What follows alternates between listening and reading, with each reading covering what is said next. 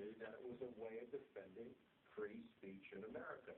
Now, some people might take issue with that fact, but the bottom line is what she was trying to do was to show that this is an amendment right that should not be subjected to anyone trying to take it away.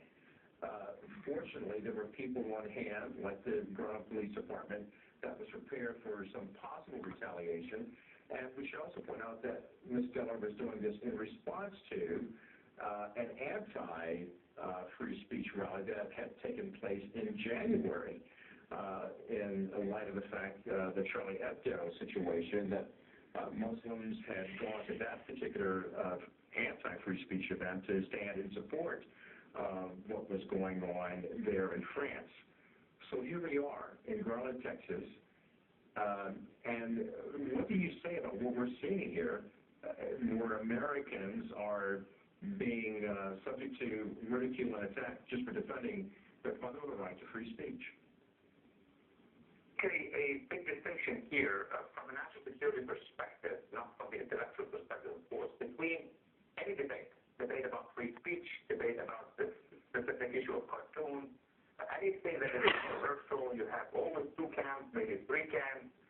The beauty of a democracy is that it could accommodate anybody, even the most controversial. That's the history of America and of Western Europe. That's on the one hand. On the other hand, for any reason, whatever that reason is, to have armed individuals, trained or less trained or little trained, attacking a political event, that's something new coming from the jihadist quarter. We have political assassinations in the United States, a lot of them.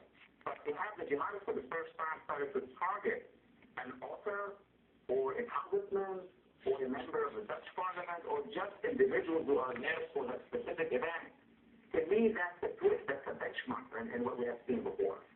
And so are we seeing more of these attacks being stepped up against people who are nothing more than people who love freedom and will defend it? Well, look, when it happened in France, people asked, well, could it happen elsewhere in Europe? That happened in Copenhagen, and then or the other way around, and then it happened in the United States. There was always that question, and we had that discussion before. Can these things happen in the United States? Why not? As long as you have jihadists, they determine where the violence is going to be. And yes, you're right. It is a battle, after all, about free speech. But as a national security, focused person, I would say this is a benchmark that has been put. Well, let me thank you. It's a new normal for us. We'll be following all the details tonight right here on the Fox News channels. We follow what unfolded in Garland, Texas.